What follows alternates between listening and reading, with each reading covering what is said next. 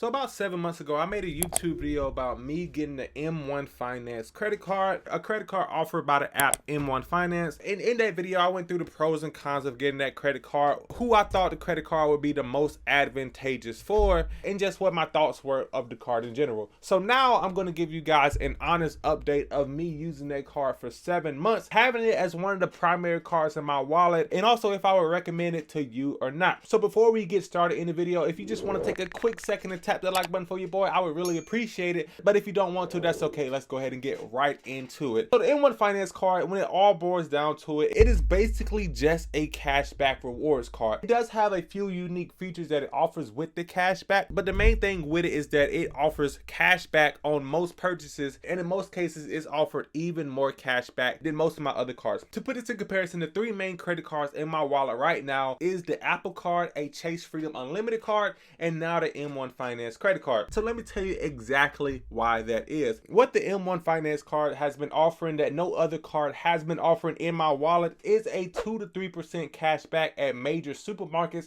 and a 5% cash back on gas. Now with my Chase Freedom Unlimited card, you get a 1.5% cash back on all purchases, but you don't get any more than that. With Apple card, you get 1% back on all purchases, 2% back when you use Apple Pay, and 3% back at the Apple Store, but nothing really compares to the 3% back you get, or the 2% back even that you get back from the M1 Finance card. So what I'm going to do is I'm just going to stop talking about it, and I want to show you guys exactly how much benefit or exactly how much I've earned in cash back in just 7 months of using the card. Now obviously the caveat to this would be that this is at my personal spending level, so if you don't spend quite as much money as I do, then you may not see the same levels of cash back, because I did use this card pretty extensively at one point, especially during the holidays. We had Christmas, we had Thanksgiving, we had 2 birthdays in the 7 months that has been from that first video to now. But let's get right into the credit card itself. So as we open the app and we get to the owner's reward card, right now I have about a $685 balance because we went grocery shopping and we got some other stuff. That's really neither here nor there. But what I'm focused on here is the rewards aspect of the card. So for the lifetime of the card, this is actually a really good time to make this video, because for the lifetime of the card, I have gotten back $469.61 earned from the card, with another $31.46 on the way. So this card has given me $500 in cash back.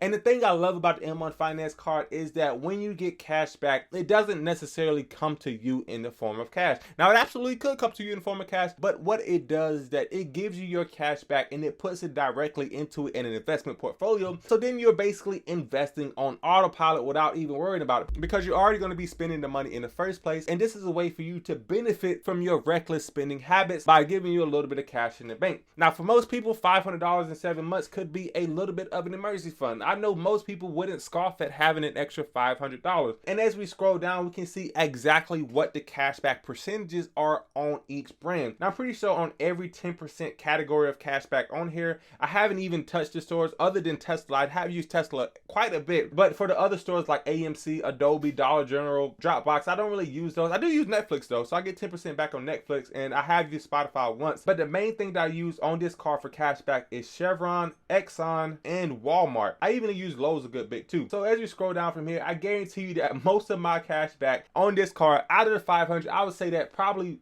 $300 to $400 has been from Walmart exclusively, because I have not had a single other card come close to offering me 2.5% back at Walmart. When I looked at the American Express card, they didn't even offer cash back at Walmart. At my Chase Freedom Unlimited card, I get 1.5% back, but that's still not 2.5% back. So if you are a person who shops at Walmart or Target even, because you get 2.5% back at Target, then this M1 Finance card may actually be the card for you. But before you rush out and go get this M1 Finance card, let me give you some of the bad news of this card first. Now this bad news may not be a deal breaker for you, but it's definitely something that I want you to consider if you're trying to get this card, so you don't just come into it thinking that it's all sunshine and rainbows. So how I want to structure the rest of this video is I'm going to give you one disadvantage, and then I'm going to give you one advantage to offset that. So hopefully when you leave this video, you'll have a clear idea of whether the M1 Finance card is for you or whether it's not for you. And then I also want to break down a few myths as well, because there are a few myths running around about this card that I do want to give my personal opinion on. So let me start with the first myth. The first myth is that, is the M1 Finance card a scam? So I can sort of understand where this myth comes from, because this card is not offered by a major bank. It's only offered by an app, and if you're not actively on YouTube, or if you're not actively searching through the App Store,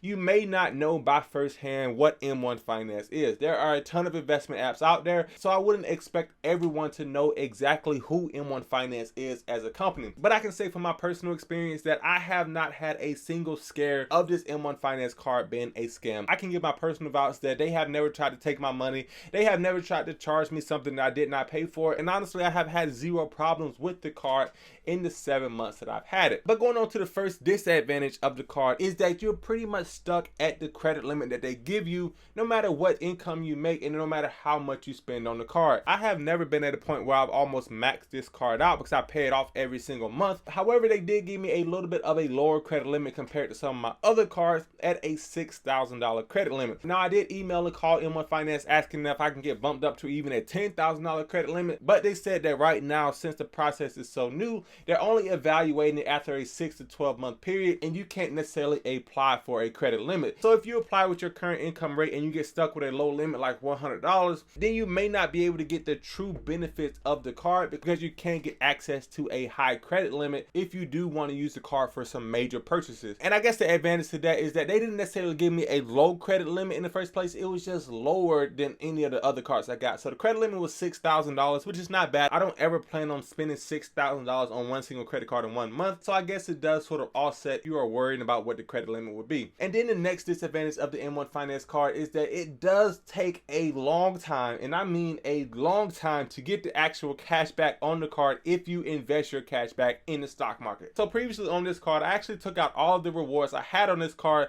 and moved that over to a Roth IRA. And that is because I just wanted to max out my Roth IRA for the previous tax year, and I had an extra $200 to $300 sitting in M1 Finance. I guess it might have been $400 at the time, and it took almost about 2 weeks to get my money out, because with M1 Finance, because it's not like a traditional brokerage account, it doesn't let you buy and sell stocks immediately. What it does is that it trades in time blocks. So if you're trying to liquidate your portfolio to get the cash out, you will either have to wait until 8:30 in the morning or 4 p.m. in the afternoon in order for your trade to go through. And then after your trade goes through, you then have to wait another 2 business days for your trades to settle in order for you to even get the opportunity to withdraw your money. And after your trade settles and you do initiate the process to withdraw your money, it then takes another 3 to 5 business days. So this could be anywhere from 7 to 10 regular days in order for the money to actually hit your account. So from the beginning of the process where you want the money in your M1 Finance account to the end of the process where it actually hits your account, it's going to take upwards of 10 days to 2 weeks for that to happen. And this is the same process with any money invested in M1 Finance. And for me personally, I think that that is a little bit of a long timeline, because if I'm trying to get my money out of my brokerage account, I don't want to necessarily wait 10 to 14 days. However, moving on to the next advantage. Now, this doesn't necessarily offset the last disadvantage, but it's something that I talked about in my previous video, and that is that the M1 Finance is a very premium luxury looking card. It is made of metal, it is very heavy, and it is all black. Now, if that doesn't scream luxury, then I don't know what does. And although the aesthetics of the card don't actually mean all that much, it does just feel sort of good in your wallet. It's in the card that is attractive. It's in the card that I think is impressive to have because of all of the benefits. And if you're into that sort of thing, then you may like the M1 Finance card as well. But if you are still on the fence about the M1 Finance card, I would definitely say that if you are not worried about the hard hit to your credit report, then this card is actually worth a shot. It doesn't have any travel benefits like some of the other major credit cards, but in the past 7 months, it has become my go-to card whenever I'm getting gas or whenever I'm at the grocery store, for me to use that card as a default card in my wallet. Now, I don't think that any card would take the place of my Chase Freedom Unlimited card, but this card, if it's not already in first place, is a very close second. And if you found any kind of value in this video, then as I said, don't forget to tap that like button for your boy, and also hit the subscribe button, as I will be making more videos like this. I'm thinking about going over either the Apple Card or some of the other credit cards in my wallet. So if you have any ideas of what credit card I should cover next, then leave that in the comments below, as I like to read every single one. However, as a thank you for you watching all the way into the end of this video, if you go down into the description of this video and click the link that says free stock and sign up to the public app, you will get a free stock just for signing up. Now, this is an app where you don't have to deposit any money. All you have to do is go over there by clicking the link, and you will get a free stock as a courtesy from me to you. And that is a great way to support the channel, because I will be getting a free stock as well. So whatever free stock you get, leave that in the comments, because I want to see what stock you get as well. But with all that being said, I will see you in the next one, guys.